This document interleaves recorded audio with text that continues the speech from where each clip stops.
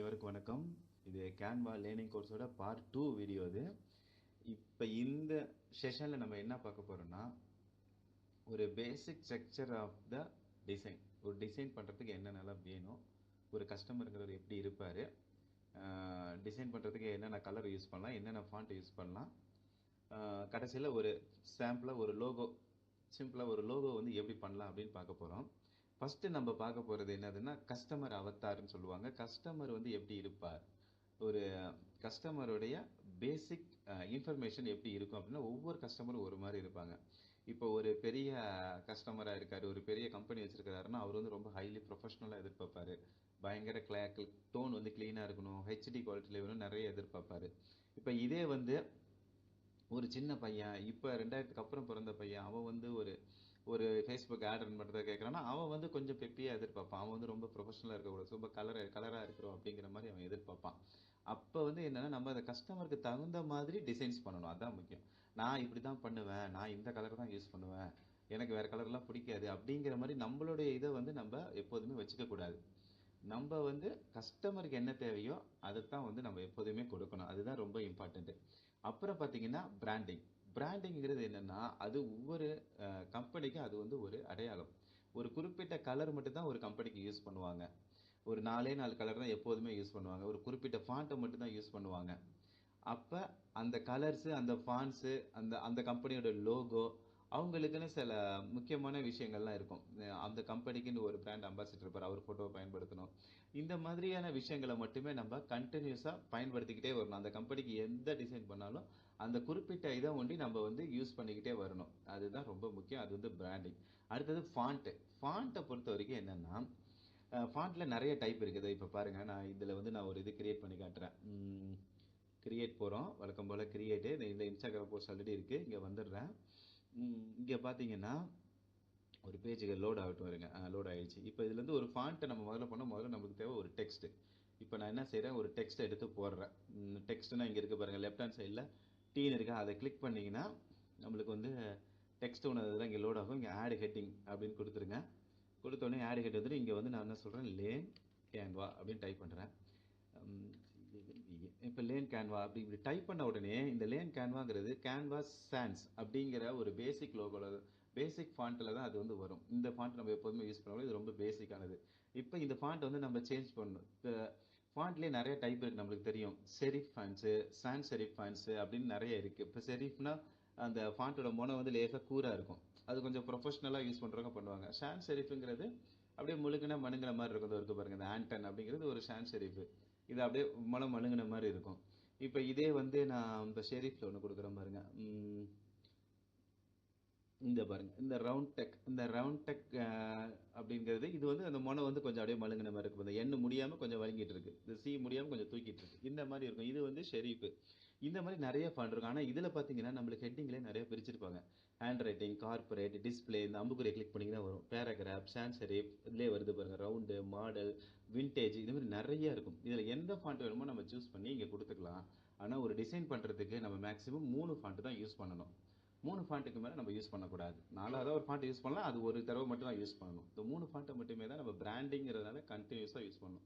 அடுத்தது colours. கலருக்கும் same condition தான். ஒரு டிசைனுக்கு 3 கலர் தான் யூஸ் பண்ணணும். பேக்ரவுண்டில் டார்க் கொடுத்தீங்கன்னா ஃப்ரண்ட்டில் வந்து லைட்டு கொடுக்கணும், பேக்ரவுண்டில் லைட் கொடுத்தீங்கன்னா ஃப்ரண்ட்டில் வந்து டார்க் கொடுக்கணும். இப்போ இதோட கலர் மாற்றணும். ஜஸ்ட் இங்கே கிளிக் பண்ணுறேன், கீழே கலர் இருக்க பாருங்கள் டூல் பாரில், அதை கிளிக் பண்ணுறேன். இங்கே இடத்துல வந்து நம்ம சேஞ்ச் பண்ணிக்கலாம். எந்த கலர் வேணால் சேஞ்ச் பண்ணிக்கலாம். இந்த டபுள் கலர் கீழே இருக்கும். இல்லை ட்ரிபிள் கலர் நம்ம கொடுக்க முடியாது, அதுக்கு தனியாக ஒரு ஆப் யூஸ் பண்ணி தான் கொடுக்கணும். டபுள் கலர் மட்டும் நம்ம இதில் பேசிக்ஸாக அதில் யூஸ் பண்ணிக்கலாம். கலரை பொறுத்த வரைக்கும் நிறைய கலர் வேரியேஷன் இருக்குது. இது ஃபாண்ட் கலர் மட்டும் உங்களுக்கு காட்டுறேன். போக போக நம்ம டெக்ஸ்ட் கலர் இது எல்லாமே காட்டலாம். இதுக்கு அடுத்தது வந்து ஒரு லோகோவை எப்படி பண்ணுறது, இந்த பேசிக் திங்ஸ் வச்சு ஒரு லோகோ எப்படி பண்ணுறதுன்னு சொல்கிறேன். இப்போ வந்து நம்ம இந்த கலர்ஸு, இந்த ஃபாண்ட்ஸு, இந்த பிராண்டிங், இது எல்லாத்தையுமே வச்சு ஒரு லோகோவை எப்படி வந்து டிசைன் பண்ணலான்னு பார்ப்போம். பேசிக் லோகோ, பேசிக்காக ஒரு லோகோவை நம்ம எப்படி பண்ணலாம் அப்படின்ட்டு பார்ப்போம்.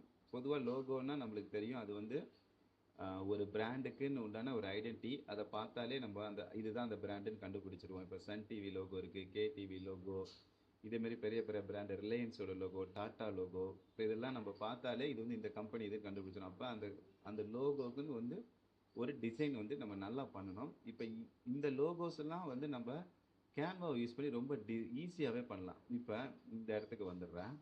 நம்ம ஆல்ரெடி ஏதோ டைப் பண்ணிருக்கோம், அதை டெலிட் பண்ணிடுறேன். இப்போ ஒரு லோகோங்கிறது எப்படி இருக்கும்? நம்ம பேசிக்காக ஒரு லோகோ வந்து முதல்ல பண்ணுவோம். அந்த 2 ரவுண்டில் இருக்கும்ல, இப்போ ரவுண்டாக 2 லோகோ இருக்கும்ல, அதை வந்து நம்ம பண்ணுற பாருங்க. இங்கே வந்துட்டு சர்க்கிள்னு டைப் பண்ணுங்க.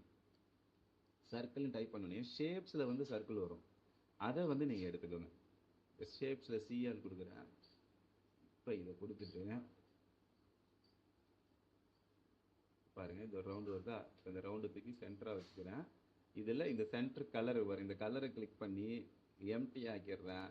இப்போ பார்டரை வந்து நான் வந்து 4ன்னு கொடுத்துக்கிறேன். இப்போ ஒரு ரவுண்ட் ஷேப் வந்துருச்சு. இப்போ இதே மாதிரி இன்னொரு ஒரு ரவுண்ட் ஷேப் நம்மளுக்கு வேணும் அப்படின்னா நீங்கள் என்ன பண்ணணும்னா ஜஸ்ட் ஆல்ட் கீயை ப்ரெஸ் பண்ணிவிட்டு பிடிச்சி இழுத்தீங்கன்னா இன்னொன்று நம்மளுக்கு வந்துருச்சு பாருங்கள். இப்போ இதில் என்ன செய்றீங்கன்னா இதை அப்படியே 2 ஆக்கிட்டு சின்னதாக்குறேன் நான். இப்போ இதுக்கு என்ன பண்ணுறேன், இப்போ இதுக்கும் சென்டராக வச்சிடுறேன். இப்போ பாருங்கள், ஒரு லோகோவோட பேசிக் ஷேப் கிடச்சிச்சு. இப்போ நடுப்புற ஒரு இமேஜ் வைக்க போகிறோம். இப்போ இது வந்து ஒரு கம்ப்யூட்டர் சென்டர் வச்சுருக்காங்க, இல்லை கம்ப்யூட்டர் வந்து சேல்ஸ் பண்ணுறாங்க, அவங்களுக்கு லோகோ அப்படின்னா ஜஸ்ட் போய் கம்ப்யூட்டர்னு கொடுங்க. இங்கே போயிட்டு கம்ப்யூட்டர்னு அடிச்சிங்கன்னா நிறைய நம்மளுக்கு வரும். இதில் வந்து கிராஃபிக்ஸில் இருக்கிற சிஆல கொடுத்துருங்க. இப்போ இதில் வந்து நிறைய கம்ப்யூட்டர் வரும். இப்போ எந்த கம்ப்யூட்டரை சென்டராக வச்சு அழகாக இருக்குன்னு பார்த்துக்கோங்க. இப்போ இந்த கம்ப்யூட்டர் இருக்குது பாருங்கள், இது கொஞ்சம் பழைய மாடல் கம்ப்யூட்டர். இதை கொடுத்தா கொஞ்சம் பார்க்க போல்டாக தெரியும். அப்போ இதை நான் கிளிக் பண்ணுறேன், இங்கே வருது. திருப்பி நான் இதை இப்படி சின்னதாக்குறேன், இது தூக்கி சென்டராக வச்சிடுறேன். சரிங்களா? இப்போ இதில் வந்து என்ன செய்ய போகிறேன்னா அவங்க கடையோட பேரை வந்து இங்கே டைப் பண்ண போகிறேன். அதுக்கு வந்து டெக்ஸ்ட் கொடுக்குறேன், ஆட் டெக்ஸ்ட் கொடுக்குறேன். இங்கே வந்துட்டு mass computer CNTR mass computer centre அப்படின்னு டைப் பண்ணுறேன். டைப் பண்ணால் இது எப்படி இருக்குது? நீட்டாக தானே இருக்குது. இதை வந்து நம்ம வளைக்கணும். அப்போ என்ன செய்யணும், இந்த டெக்ஸ்ட்டை கிளிக் பண்ணிவிட்டு எஃபெக்ட்ஸுக்கு போயிடுங்க. மேலே எஃபெக்ட்ஸ்ன்னு இருக்கா, அங்கே போயிட்டு இங்கே பாருங்கள் ஷேப்பில் கர்வுன்னு இருக்கா, கர்வ் கொடுத்துருங்க. கர்வ் கொடுத்து வளையுது பாருங்கள், தெரியுதா? அப்படியே தூக்கி இப்படி வளைச்சி விட்ருங்க. வளையுதா? இப்போ இதை தூக்கி இங்கே மேலே வச்சுட்டு அதில் எப்படி பொருந்துதோ அந்த மாதிரி வச்சு விட்ருங்க.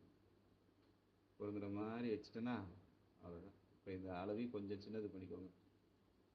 டெக்ஸ்டோட அளவையும் சின்னது பண்ணிவிட்டு நான் வைக்கிற பாருங்க. அவ்வளோதான். வச்சுட்டு இறக்கி விட்டுருங்க சென்டர். அவ்வளோதான். இப்போ மேலே வந்து உங்களுக்கு மாஸ் கம்ப்யூட்டர் சென்டர்னு வந்துருச்சு. இப்போ கீழே என்ன பண்ண போகிறோம், அதோட ஆரம்ப இயரை போட போகிறோம். ஜஸ்ட்டு கீழே இறக்கிட்டு இங்கே வந்துட்டு ஜஸ்ட் இஎஸ்டின்னு கொடுத்து 2026 அப்படின்னு கொடுங்க. இது வந்து இப்படி கீழே தொங்கிட்டு இருக்கு. இதை திருப்பி அகைன் எஃபெக்ட்ஸுக்கு போங்க. இந்த அம்புக்குறியா இந்த பக்கம் இழுத்தீங்கன்னா மேலே போயிடும். அவ்வளோதான், வந்துருச்சு பாருங்கள். அவ்வளோதான். இந்த ஒரு லோகோ வந்து நம்மளுக்கு ரொம்ப சிம்பிளாக முடிஞ்சிடும். அவ்வளோதான் இந்த லோகோ. இது வந்து ஒரு பேசிக் லோகோ. இது அன்னியில் நம்ம ஏகப்பட்ட வேலை பண்ணலாம். லோகோக்குன்னே தனியாக ஒரு நம்ம செக்ஷன் இருக்குது. இது வந்து பேசிக்காக ஒரு லோகோவை டிசைன் பண்ணுறது எப்படின்னு மட்டும் பார்க்குறோம். தனியாக லோகோவில் பல விதமான லோகோஸ் இருக்குது. அதை எப்படிலாம் பண்ணலாம், கேன்வாவில் இன்னும் எந்த மாதிரியான இமேஜஸ் இருக்குது எடுத்துக்கலாம் அப்படின்னு நம்ம அந்த லோகோ கிரியேட்டிங் செக்ஷனில் பார்க்கலாம். இது ஒரு பேசிக் செக்ஷன் மட்டும்தான். Thank you very much.